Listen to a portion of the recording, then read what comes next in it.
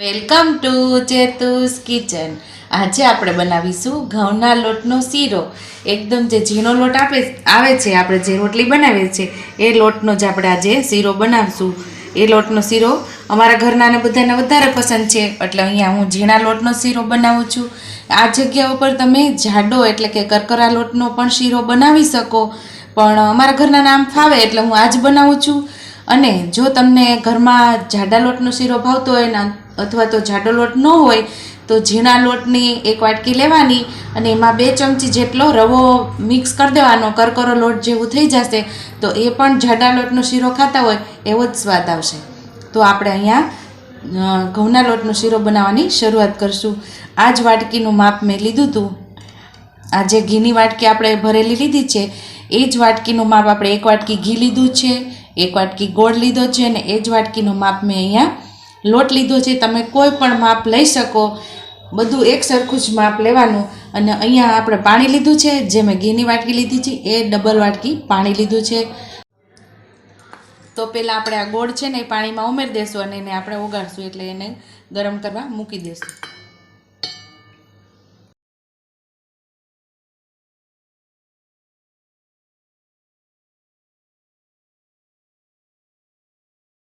Gas ઉપર આપણે એક કઢાઈ મૂકી છે ને એમાં જે આપણે ઘી લીધેલું એ આપણે અંદર ઉમેરી દઈશું બધું. અને સાઈડ ઉપર આપણે જે ગોળ અને પાણી મિક્સ કર્યા હતા એને ગરમ કરવા મૂકી દઈશું.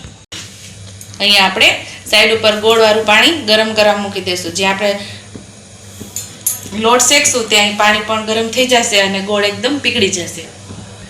હવે આપણે એમાં લોટ ઉમેરી દઈશું. એને બરાબર મિક્સ કરશું અને શેકતા જશું.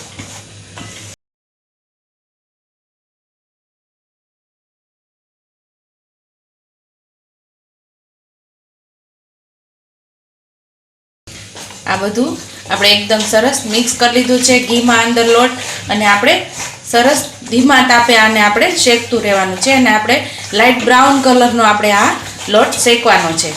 તો આપણે સતત આ લોટ શેકતા હોય ત્યારે આપણે આમ હલાવતું રહેવાનું.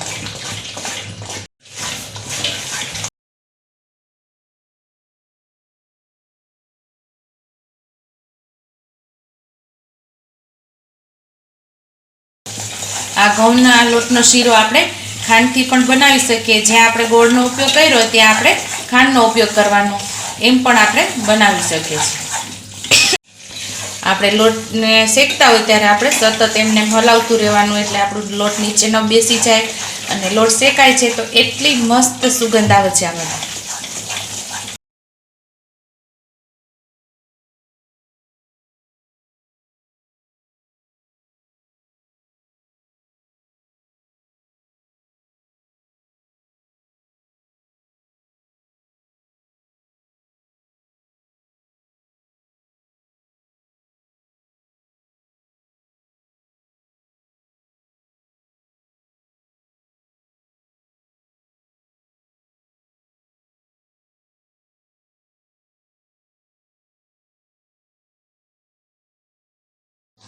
અહીંયા આપણો લોટ એકદમ સરસ બ્રાઉન કલરનો શેકાઈ ગયો છે. અને જે સાઈડ ઉપર આપણે ગોળનું પાણી કરવા મૂક્યું હતું એ આપણે હવે અહીંયા ધીમે ધીમે ઉમેરી દઈશું. અને આપણા શીરામાં ગાંઠા ન પડે એનું ખાસ ધ્યાન રાખવાનું અને એકદમ સરસ હલાવતું રહેવાનું. અહીંયા આપણે ગેસ ધીમો કરી દઈશું અને આ પાણી ઉમેરી દઈશું.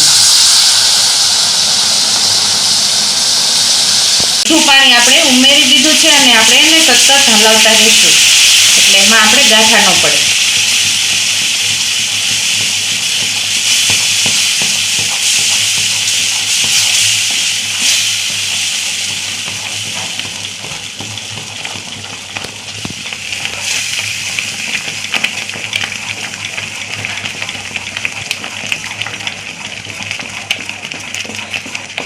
આમ સતત આપણે હલાવતું જ રહેવાનું.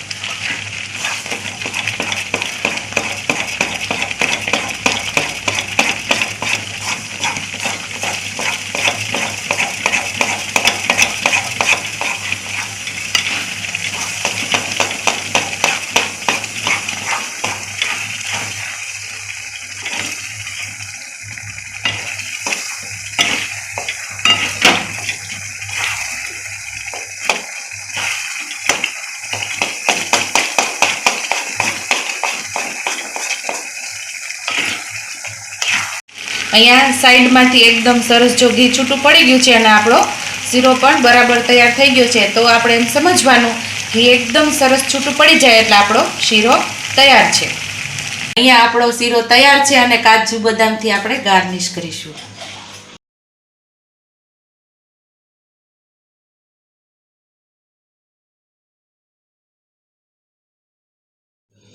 જો તમને મારી રેસીપી પસંદ આવી હોય તો મારી રેસીપીને લાઈક કરજો, શેર કરજો, સબસ્ક્રાઈબ કરજો, બેલ આઇકોનને દબાવતા ભૂલતા નહીં અને કમેન્ટ બોક્સમાં કમેન્ટ કરજો કે મારી રેસીપી કેવી લાગી. તો આવજો.